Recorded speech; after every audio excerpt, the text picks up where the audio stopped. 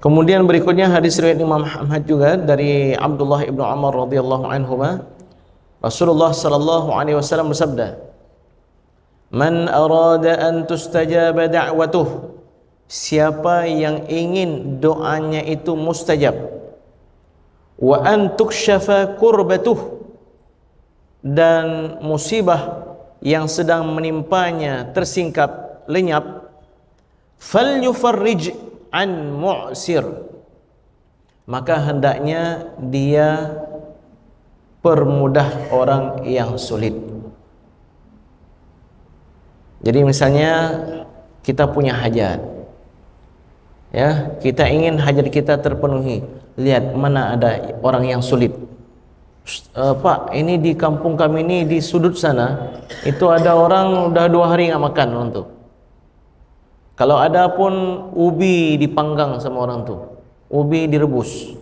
Datang kita bawa 5 kilo beras, 10 butir telur, setengah liter minyak makan. Kan simpel kali ya sekalian. Itu kan udah bisa makan dia. Beras, minyak dengan telur. Maka doa kita akan menjadi doa yang mustajab. Hajat kita akan terpenuhi. Begitu juga kalau seandainya kita sedang ditimpa musibah, ada malapetaka, atau ada sesuatu yang berupa ujian dari Allah Subhanahu wa taala. Kita yang sakit atau anak kita sakit, atau ada sesuatu yang kita jalani dalam kehidupan kita.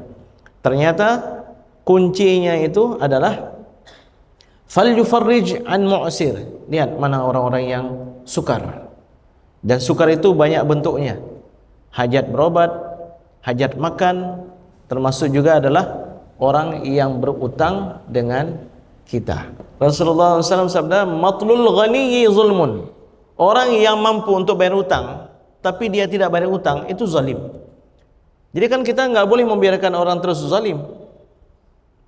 Ya Rasulullah, kami tahu bagaimana cara membantu orang yang dizalimi, tapi bagaimana cara membantu orang yang zalim?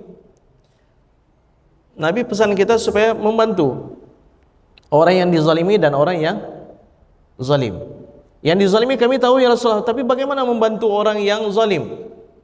Kamu tahan tangannya agar dia tidak berbuat zalim berikutnya. Jadi kalau kita tahu dia sudah mampu melunasi utang tapi tidak mau dia lunasi, kita tegur dia, kita nasihatin dia. Baik Bapak sekalian yang dimuliakan oleh Allah Subhanahu wa taala. Berikutnya, termasuk di antara bentuk kasih sayang dan cinta kita terhadap sesama makhluk Allah Subhanahu wa taala adalah memberikan makan, menjamu, memberikan makan untuk orang lain. Ada kalanya kita dijamu makan nasi goreng, makan mie. Ada kalanya kita dijamu pergi ke rumahnya makan ini, makan itu. Itu ada fadilahnya atau enggak itu? Kenduri-kenduri yang dibuat di rumah itu ya, baik kenduri punya hajat. Apa hajatnya? Enggak dibilang. Ataupun hajatnya ini hajat ya saya sedekah ini pahalanya untuk orang tua saya yang sudah meninggal dunia. Ada enggak pahalanya? Ini kita akan dengarkan Bapak sekalian.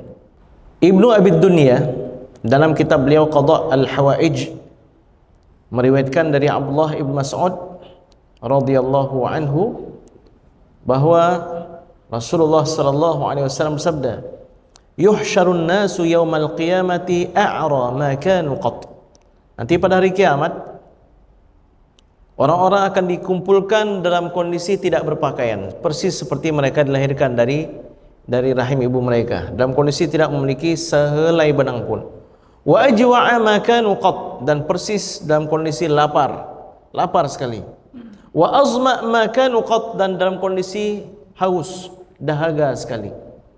Kan sering kita dengar ya, orang yang suka berpuasa nanti pada kiamat akan dimasukkan dari pintu rayyan, akan begini begitu, karena memang kondisi di waktu itu sulit sekalian. Wa ansaba ma kanu qat, dan dalam kondisi yang sangat letih. Faman kasarillahi kasahullah, maka barang siapa yang di dunia pernah memberikan pakaian untuk orang lain, pada hari kiamat juga Allah akan berikan pakaian untuk mereka. Wa man at'ama lillahi, dan siapa yang pernah memberikan makan, dia berikan makan untuk orang lain itu lillah, karena Allah, Allah juga akan memberikan makanan untuknya. Wa man saqalillahi saqahu, dan barang siapa yang memberikan minuman lillahi ta'ala, Allah juga akan berikan minuman. Wabil khusus masalah memberikan minuman ini Bapak sekalian ya, Rasulullah SAW pernah ditanya, ya Rasulullah, apakah sedekah yang terbaik? Rasulullah SAW menjawab, sedekah yang terbaik adalah isqaul ma, memberikan minuman.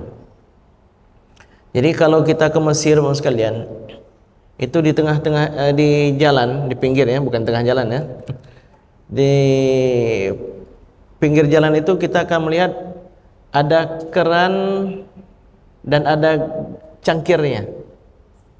Keran itu dia dingin, kulkas, tapi bisa dijangkau oleh orang untuk minum. Itu adalah air minum yang diperuntukkan untuk siapa saja yang mau minum. Kalau di Mesir kan air dari keran itu bisa diminum. Air keran bisa diminum di Mesir. Jangan coba-coba di daerah kita ya. Jadi di Mesir air keran itu bisa langsung diminum. Jadi ada air minum yang dikulkaskan. Jadi ketika dibuka keran itu dingin dia. Memang pakai listrik dia, terdengar suara hidup mesin ya. Itu banyak sekalian. Dan paling ada tertulis di situ, mohon bacaan Al-Fatihah untuk yang bersedekah, untuk yang punya gitu. Enggak tertulis di situ siapa yang punya, enggak ada tertulis. Dan itu banyak sekalian. Baik di perkampungan maupun di perkotaan. Ya. Karena sebagai sedekah adalah memberikan minuman. Di daerah kita, di tempat kita juga termasuk sedekah besar itu memberikan minuman, ya. Ya misalnya ya, pengajian ini kan kalau diberikan minuman ini, aqua gelas, tari gelas per orang, ini kan juga luar biasa pahalanya, karena kita sedang berada di taman surga. Para malaikat sedang menaungi kita, Allah menyebut-nyebut nama kita dan nama orang tua kita. Jadi peluang kebaikan itu banyak sekali. Wa man 'amila lillahi a'fahu Allah, dan siapa yang memberikan beramal untuk Allah, Allah akan maafkan. Kemudian kita lanjutkan Bapak sekalian, terkait masih dengan fadilat memberikan makan untuk orang lain. Dari Ja'far al-'Abdi, dari Al-Hasan bin Ali bin Abi Thalib radhiyallahu anhuma, keduanya mengatakan, bersabda Rasulullah sallallahu alaihi wasallam, Inna Allah azza wa jalla, sesungguhnya Allah subhanahu wa ta'ala, yubahi malaikatahu, membanggakan di hadapan para malaikat-malaikat mulianya, billadzina yut'imuna at'am min abidihi, dengan orang-orang yang suka memberikan makanan dari hamba-hambanya manusia. Malaikat kan makhluk Allah yang tidak pernah berdosa. Keutamaan mereka luar biasa. Ya, makhluk yang mulia, tidak pernah melakukan dosa, tidak pernah melanggar perintah Allah Subhanahu wa taala. Tapi Allah banggakan, kalian bangga ya. Ini lihat ini, ada makhlukku yang suka memberikan makanan untuk hamba-hambaku. Allah banggakan. Kemudian Imam Al-Munziri juga meriwayatkan dalam At-Targhib wa Tarhib dari Jabir, dari Nabi sallallahu alaihi wasallam, bahwa Rasulullah sallallahu alaihi wasallam sabda, di antara penyebab datangnya rahmat. Ini dia. Ya, kita masuk surga dengan rahmat Allah kan? Di antara penyebab wajib datangnya rahmat adalah seorang muslim memberikan makanan terhadap muslim lainnya. Dalam satu riwayat dikatakan muslim yang miskin. Dalam riwayat yang lain tidak disebutkan miskin, memberikan makan terhadap orang muslim. Begitu juga Imam At-Tabrani meriwayatkan dalam kitab beliau Al-Mu'jam Al-Kabir dari Abdullah bin Amr bin As, Rasulullah sallallahu alaihi wasallam sabda, "Man at'ama akhahu hatta yushbi'ahu siapa yang memberikan makan untuk saudaranya sampai saudaranya itu kenyang, wasaqahu minal ma'i hatta yarwiyahu, dan memberikan minuman sehingga hilang dahaganya, ba'adahu Allahu minan nari sab'a khanadiq, Allah akan jauhkan antara hamba yang bersedekah ini dengan neraka. Allah berikan 7 parit besar yang menghalang dia ke neraka. Ma baina kulli khandaq masiratu 500 am, yang mana jarak antara satu parit dengan parit berikutnya itu 500 tahun perjalanan. Masya Allah. Makanya sekalian, ya, jangan kita hanya perhatian dengan makanan yang kita sukai untuk kita saja, tapi ajak orang lain. Akhlak Nabi Ibrahim alaihissalam, tidak pernah makan sendirian. Kalau mau makan, beliau undang tamu atau beliau tunggu di jalan siapa yang lewat. Siapa yang lewat, ya beliau tunggu, baru beliau makan bersama orang tersebut. Sehingga dalam kitab Tahdzibul Asma' wal Lughat karangan Imam An-Nawawi, Nabi Ibrahim ketika dekat dengan ajal beliau, ya usia beliau waktu itu 200 tahun, Allah Subhanahu wa taala ingin memberitahukan kepada Nabi Ibrahim atau ingin memberikan sinyal terhadap kekasihnya ini tentang ajal beliau yang sudah dekat. Jadi pada suatu hari Nabi Ibrahim menunggu, mana orang yang bisa saya ajak makan ini. Lewatlah orang tua, yang mana orang tua tersebut adalah malaikat yang Allah kirimkan. Lalu orang tua tersebut ketika dihidangkan makan keluar. Yang malaikat kan nggak bisa makan keluar. Karena begitu buruk kondisi yang dilihat oleh Nabi Ibrahim alaihissalam, Nabi Ibrahim bertanya, wahai bapak, berapa usia anda? Usia saya 200 tahun. Nabi Ibrahim berdoa, ya Allah, jangan engkau panjangkan usiaku lebih daripada 200 tahun ini. Takut kondisinya seperti kondisi bapak tersebut. Dan Nabi Ibrahim seketika meninggal dunia. Jadi kalau orang meninggal dunia tiba-tiba, jangan nyenpuyan, nggak bagus. Belum tentu Nabi Ibrahim meninggalnya tiba-tiba.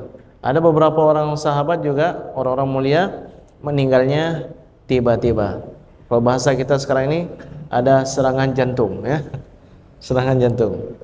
Baik, sedang hadirin sekalian, terakhir hadis tentang keutamaan memberikan makanan kepada saudara kita. Hadis riwayat Imam At-Tirmidzi dari Abu Sa'id Al-Khudri, Rasulullah sallallahu alaihi wasallam bersabda, ayyuma mu'minin at'ama mu'minan ala ju'in, siapa yang memberikan makan kepada seorang mukmin karena lapar.